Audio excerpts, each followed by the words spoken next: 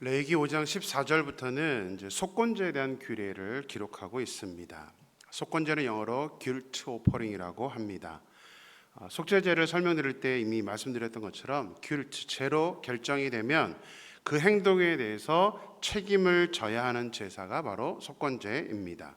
그래서 속건제는 기본적으로 속죄를 위한 제물에 추가로 배상까지 해야 하는 제사입니다. 자, 속건제를 드려야 하는 죄가 어떤 경우가 있는지 본문은 이제 세 가지를 들어서 설명을 하고 있습니다. 15절 말씀 보겠습니다. 누구든지 여호와의 성물에 대하여 부지 중에 범죄하였으면 여호와께 속건제를 드리되 내가 지정한 가치를 따라 성소의 세겔로 몇 세겔 은에 상당한 흠 없는 순양을 양떼 중에서 끌어다가 속건제로 드려서, 첫 번째는 하나님의 성물에 대하여 죄를 지었을 경우에 속건제를 드려야 합니다. 성물이라는 것은 이제 하나님께 드려진 것, 그런 물건들을 의미합니다. 구약 성경의 기준으로 보면 성막, 성전에 사용되어지는 기물들, 이 모든 것들은 이제 백성들이 헌금해서 드려진 것으로 만들었기 때문에 성물이라고 합니다. 거기다가 이제 백성들이 드렸던 제사의 어떤 제물들, 또 10분의 1, 또 첫 예물로 드린 곡식, 짐승들을 전부 포함하는 개념입니다. 개역 개정은 부지 중에 범죄하였음이라고 번역을 했지만 히브리어의 뜻은 신실하지 못하게 행동하다라는 뜻입니다. 그러니까 부지 중에 이렇게 문제가 아니라 하나님께 신실하지 못했다. 그래서 표준세 번역은 이것을 좀 더 이제 다르게 번역을 하는데요. 표준세 번역으로 보겠습니다. 누구든지 주께 거룩한 제물을 바치는데 어느 하나라도 성실하지 못하여 실수로 죄를 저지르면이라고 번역을 했습니다. 그러니까 어느 하나라도 성실하지 못했다, 신실하지 못했다. 이게 무슨 의미죠? 어느 것 하나라도 신실하지 못했다, 성실하지 못했다. 두 가지 입장에서 생각해 볼 수 있습니다. 제물을 드리는 사람의 입장에서 신실하지 못했다는 것은 아마도 부족하게 드리거나 또 자원하여 드리지 않고 억지로 드렸다든가, 그러니까 아무런 마음이 없이 드리는 그런 것들을 의미할 것입니다. 공동체적인 차원에서는 하나님께 드려진 이 모든 제물인 경우에 누구든지 임의대로 함부로 사용하여서는 안 된다는 것을 의미합니다. 하나님께 드려진 것이기 때문에 누가 이것을 임의대로 사용할 수 없는 것이죠. 이것은 부지 중에라도 마찬가지입니다. 만약 고의가 아니라 부지 중에라도 하나님의 성물에 대해서 신실하지 못하게 행동을 하게 되면 지정한 가치를 따라서 순양을 속건제로 드리고 추가로 5분의 1, 20%의 배상을 해야 합니다. 그만큼 하나님은 하나님께 드려진 그 성물에 대해서 지은 죄를 무겁게 생각을 하시는 것입니다. 둘째입니다. 17절 말씀 보겠습니다.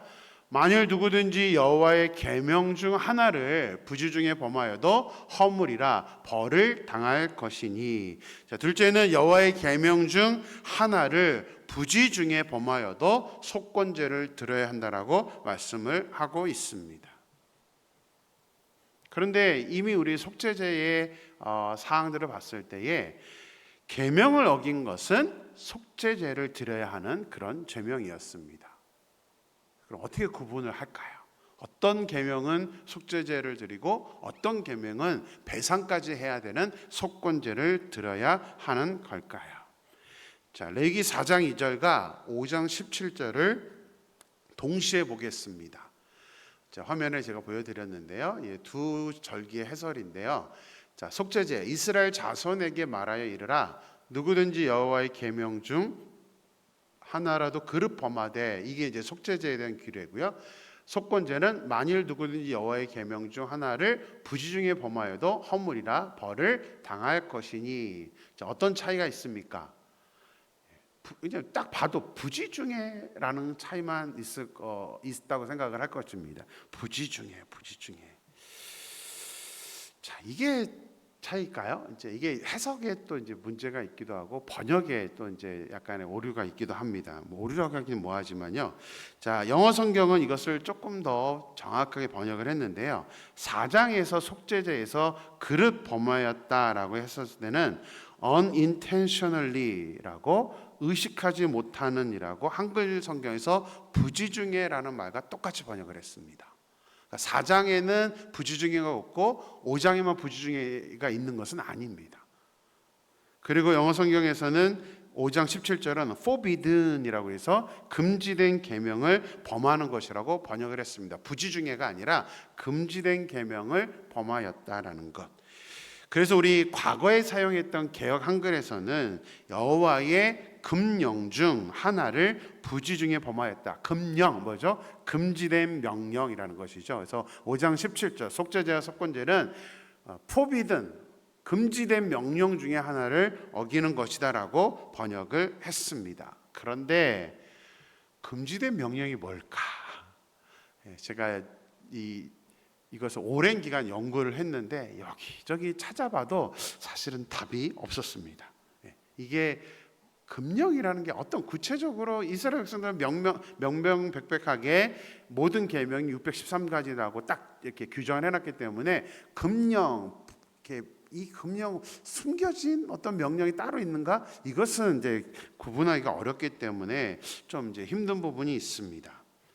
많은 경우에 이제 17절은 15절과 16절의 연장선에 있기 때문에 이제 속건제를 드리는 규정이 두 가지다라고 해석을 하기도 합니다. 그러나 18절에 지정된 가치에 따라 순양을 속건 제물로 제사장에 가져가라고 말씀하시는 걸 보면 이건 별개의 다른 사항은 아니라는 것을 알게 됩니다. 자, 계명을 어기는 경우에는 사실 속건제로 드린다 할지라도 배상을 하기가 쉽지는 않습니다. 이게 어떤 성물에 대한 게 아니라 말씀을 어긴 거기 때문에 어떠한 피해를 준 거에 대한 배상을 한다는 게 쉬운 개념은 아닙니다. 차이점이 있다면 속죄제는 죄를 속하는 당사자가 드려야 하고 암수 상관없이 어떤 종류의 제물을 드릴 수도 있지만 속죄제인 경우에는 제사장이 지정한 가치대로 순양만 들을 수 있다는 차이가 있습니다. 그러니까 속죄제, 속건제가 차이점이 있는데 구체적으로 보면 어떠한 잘못을 했을 때, 어떠한 말씀을 어겼을 때 드려야 되는가, 이것은 사실은 이제 명확하지가 않은 것입니다. 다만 하나님의 계명을 어기는 것이 상황에 따라 속죄제나 속건제로 드려야 할 만큼 하나님께서 엄중하게 여기신다는 것은 이것은 분명한 사실입니다. 그리고 이후에 누가 이제 이 지정한 가치를 정하느냐에 따라서 이 속건제의 재물이 달라진 것을 보면 이것 역시도 그 사람이 규정해서 속죄제를 드려야 하는지 속건제를 드려야 하는지를 아마 결정한 것이라고 생각을 하게 됩니다. 자, 레위기 2회에서 설명을 드리겠습니다. 레위기 5장에 이어서 이제 6장에서는 속건제를 드려야 하는 세 번째 경우에 대해 설명을 하고 있습니다. 우리 2절, 3절 말씀을 보겠습니다. 누구든지 여호와께 신실하지 못하여 범죄하되 곧 이웃이 맡긴 물건이나 전당물을 속이거나 도둑질하거나 착취하고도 사실을 부인하거나 남의 잃은 물건을 줍고도 사실을 부인하여 거짓 맹세하는 등 사람이 이 모든 일 중에 하나라도 행하여 범죄하면, 자, 세 번째는 이제 이웃의 물건을 착취할 때는 속건제를 드려야 한다고 설명하고 있습니다. 거기다 이제 오늘 본문에 구체적으로 예를 들어주고 있죠. 이웃이 맡긴 물건, 전당물을 속이거나 도둑질하거나 착취하고도 사실을 부인하거나 또 남의 잃은 물건을 줍고도 사실을 부인하여 거짓으로 맹세하는 경우 등 이 모든 일 중에 하나라도 행하면 이것이 죄가 되어서 속건제를 통해서 사함을 받아야 한다라고 말씀을 하고 있습니다. 자, 다른 사람의 물건에 손해를 입힌 것이기 때문에 이제 흠없는 순양으로 속건제를 드려야 하고 모든 물건을 주인에게 돌려줘야 하는데 그것으로 끝나는 게 아니라 추가로 물건의 값어치에 대한 5분의 1을 더하여서 배상을 해야 하는 것입니다. 이 속건제, 남의 물건에 대한 것은 19절에 보면 이렇게 설명을 하고 있습니다. 19절 말씀 볼까요? 이는 속건제니 그가 여호와 앞에서 참으로 잘못을 저질렀음이니라. 5장에서 성물에 대한 죄와 또 계명을 범한 두 가지에 대한 규례를 말씀하신 이후에 19절에서 이 말씀을 지금 하고 있는 것입니다. 또 2절 말씀도 한번 보겠습니다. 6장 2절입니다. 누구든지 여호와께 신실하지 못하여 범죄하되 곧 이웃이 맡긴 물건이나 전당물을 속이거나 도둑질하거나 착취하고도 사실을 부인하거나, 자, 6장에서 이웃의 물건에 대해 범죄한 죄에 대해서도 다 여호와께 신실하지 못하였다라고 이 죄에 대해서 설명을 하고 있는 것입니다. 무엇이죠? 왜 이웃에 대해서 물건을 착취하고 이런 것들을 다 하나님께 범한 죄, 하나님께 신실하지 못하여 범한 죄라고 설명을 하고 있는 것일까요? 자, 이 세 가지 앞에서 제가 설명했던 성물에 대한 것, 또 이 모든 죄들, 세 가지 설명했던 죄들이 모두 다 여호와께 신실하지 못하다라고 말씀을 하는 이유가 있습니다. 첫 번째, 성물에 대해서 지은 죄는 이해는 가죠. 하나님께 드려진 것에 대해서 우리가 그것을 우리가 착취를 하거나 잘못 문제를 일으켰을 때에는 이것은 하나님께 신실하지 못한 죄다라고 설명을 할 수는 있습니다. 그런데 남의 물건을 훔치거나 거짓 맹세하는 게 왜 하나님께 신실하지 못한 죄가 된다라고 말씀을 하고 있는 걸까요? 여기에 이제 또 하나님의 의미가, 영적인 의미가 담겨 있습니다. 우리가 다른 사람들에게 어떤 잘못된 행동을 하거나 실수를 하거나 또 화를 내게 되거나 그랬을 때는 우리는 이것을 보편적으로는 하나님께 죄를 지었다 생각하지 않습니다. 저 사람에게 내가 죄를 지은 거지, 저 사람에게 잘못한 거지, 그게 하나님께 죄를 지었다는 개념으로 이해를 잘 하지를 않습니다. 그런데 우리가 성경은 명확하게 다른 사람에게 우리가 잘못된 또 행동을, 실수를 하게 되는 것은 단순히 나의 실수가 아니라 이것은 우리가 하나님께 신실하지 못하다는 것을, 하나님께 신실하지 못한 상태로 있었기 때문에 죄를 범한 것이라고 오늘 본문은 설명을 하고 있는 것입니다. 다른 사람에게 죄를 짓는 것은 내가 하나님께 죄를 짓는 것과 동일한 것이다라는 또 다른 의미도 있습니다. 요한일서 4장 20절 말씀을 보겠습니다. 누구든지 하나님을 사랑하노라 하고 그 형제를 미워하며 이는 거짓말하는 자니 보는 바 그 형제를 사랑하지 아니하는 자는 보지 못하는 바 하나님을 사랑할 수 없느니라. 우리가 남의 물건을 훔치거나 이것만이 아니라 우리가 거짓 맹세를 하거나 또 다른 사람에게 상처를 주거나 하는 그 모든 행동들은 전부 다 하나님을 사랑하지 않음으로 다른 형제들에게 그렇게 나타나서 행동한다는 것이 됩니다. 그래서 우리가 형제를 미워하면 하나님을 사랑한다는 말이 거짓말이 되게 됩니다. 형제를 사랑하지 않는 사람은 하나님을 사랑할 수 없다는 것이 성경의 명확한 그런 모습입니다. 그래서 우리가 이웃에게 선하지 못하는 사람은 하나님께도 선할 수가 없습니다. 우리가 다른 사람의 물건을 훔치는 것은 결국 하나님의 물건, 다시 말해 성물을 훔치는 것과 동일합니다. 우리가 사람들에게 거짓말을 하는 것은 하나님께 거짓말을 하는 것과 동일합니다. 그래서 이 모든 죄악들은 반드시 속건제로 드려야 된다. 그냥 속죄제, 내가 죄를 깨닫고 그 죄에 대한 그런 반성으로 하나님께 속죄제를 드리는 그 차원이 아니라 반드시 배상까지 해야 되는 속건제의 제물로 드려야 한다는 것입니다. 그뿐만이 아닙니다. 5절 말씀 보겠습니다. 그 거짓 맹세한 모든 물건을 돌려보내되 곧 그 본래 물건에 5분의 1을 더하여 돌려보낼 것이니 그 죄가 드러난 날에 그 임자에게 줄 것이며. 자, 제물로 끝나는 것이 아니라 본래 물건, 무슨 말이죠? 원래 우리가 가지고 왔고 훔치거나 했던 손해를 끼친 그 값어치를 돌려줘야 되고, 그것을 끝나는 것이 아니라 본래 물건에 5분의 1, 20%를 책임지겠다는 의미로 추가로 배상을 해야 한다는 사실입니다. 현대적으로 봐도 크죠. 손에 끼친 것을 줘야 되고 그 가치의 20%를 준다는 것은 결코 쉬운 것은 아닙니다. 그만큼 하나님은 다른 사람에게 대하여 짓는 죄를 심각하게 중요하게 생각하신다는 사실입니다. 그런 의미에서 우리가 다른 사람들과의 관계 속에서 짓는 죄에 대해서는 우리가 정말 심각하게 생각해야 됩니다. 정말 단순하게 생각해서는 안 됩니다. 그냥 그럴 수도 있지, 뭐 실수할 수도 있지, 내가 상처 주었을 수도 있지, 이게 아닙니다. 우리가 정말 이 말씀을 제대로 우리가 적용을 해서 우리가 하나님의 자녀이기 때문에 하나님의 자녀다운 모습으로 우리가 살아가려면 하나님께 신실한 만큼 다른 사람들에게도 신실하게 대할 수 있는 저 여러분의 삶이 되기를 소망합니다.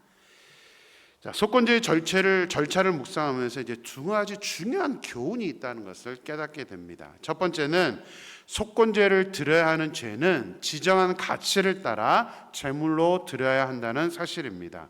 자, 성물의 문제가 있거나 계명을 어기거나 이웃의 물건에 손해를 끼쳤을 경우에 속건제를 드려야 하는데 세 가지 모두 내가 지정한 가치를 따라 흠없는 순양을 드려야 한다라고 말씀하고 있습니다. 앞에서 제가 말씀을 드렸던 것을 추가적으로 설명을 드립니다.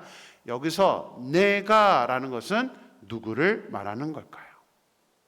내가 지정한 가치를 따라서 이제 정하라. 이 속건제의 제물을 정하라. 이것은 죄를 지은 당사자를 의미하는 것이 아닙니다. 당신은 이 계명을 받은 모세를 의미합니다. 모세가 백성들이 죄를 지었을 때, 속건제에 지는 이 세 가지 죄를 지었을 때는 이거에 대한 판단의 결정은 모세가 했습니다. 그러나 또 항상 모세가 하는 것은 아닙니다. 이제 아론과 그의 아들들이 제사장이 된 후에는 제사장들이 결정을 하게 되어 있습니다. 그래서 말씀을 어겼을 때 이게 속죄제를 드려야 하는 것인지 속건제를 드려야 하는지는 제사장들이 결정을 하는 것입니다. 근데 특이한 것은 하나님은 다른 제사에는 제사를 드리는 사람의 경제적인 형편을 고려해 주셨습니다. 그래서 속죄제의 경우도 경제적인 상황을 고려해서 비둘기나 곡식으로 속죄제를 드릴 수가 있었습니다. 하지만 하나님께 짓는 죄, 아까 설명됐던 세 가지 하나님께 짓는 죄에 대해서는 하나님은 제사를 드리는 사람의 형편을 배려해 주지 않습니다. 이것은 방법이 없습니다. 그만큼 하나님께 신실하지 못하여 드리는 죄에 대해서는 무겁다는 사실을 말하고 있는 것이죠. 하나님께 신실하지 못하는 죄 세 가지 뭐라 그랬죠? 성물에 대한 죄, 계명을 어겼을 때, 이웃에게 손해를 끼쳤을 때, 이 세 가지 죄에 대해서는 반드시 우리가 온전하게 배상을 해야 한다. 그것도 그 결정은 모세 이후에는 아론과 제사장들이 이것을 다 결정했다는 사실입니다. 자, 두 번째, 속건제 양만 드리는 것이 아니라 5분의 1을 더해서 배상을 해야 합니다. 속죄제를 드리는 것만으로도 경제적으로 따지면 사실 쉬운 일이 아닐 것입니다. 우리 사람들이 얼마나 많은 죄를 짓습니까? 이스라엘 백성들이 추려놓은 것처럼 계명은 613가지나 됩니다. 이 613가지 계명을 우리가 다 지킬 수 있나요? 쉽지 않습니다. 그런데 하나님께 죄를 짓는 속건제의 경우는 죄를 사하기 위해서 모세나 또 제사장이 정한 가치대로 제사함을 받는 제물을 드려야 했고 본래의 것도 드려야 했으며 또 본래의 것을 추가로 20%의 배상까지 해야 합니다. 내 죄를 사함받는 것만 중요한 것이 아니라 나로 인해 이웃이 손해를 보거나 또 이미 하나님께 드린 성물이 이제 문제가 되었을 때는 하나님께 손해를 끼친 만큼 그만큼 배상을 해야 한다는 것입니다. 그래서 속건제는 사실은 굉장히 무거운 그런 제사라는 사실이시죠.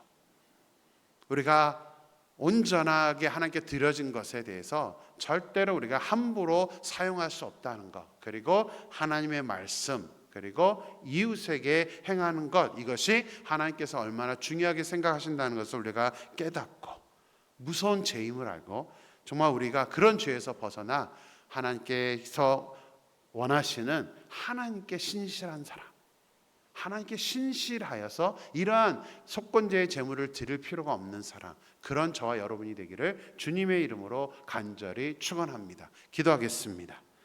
하나님 감사합니다. 오늘도 귀한 날을 저희가 허락하시고 말씀을 통하여서 저희들에게 교훈하여 주시고 깨닫게 하시며 감사를 드립니다.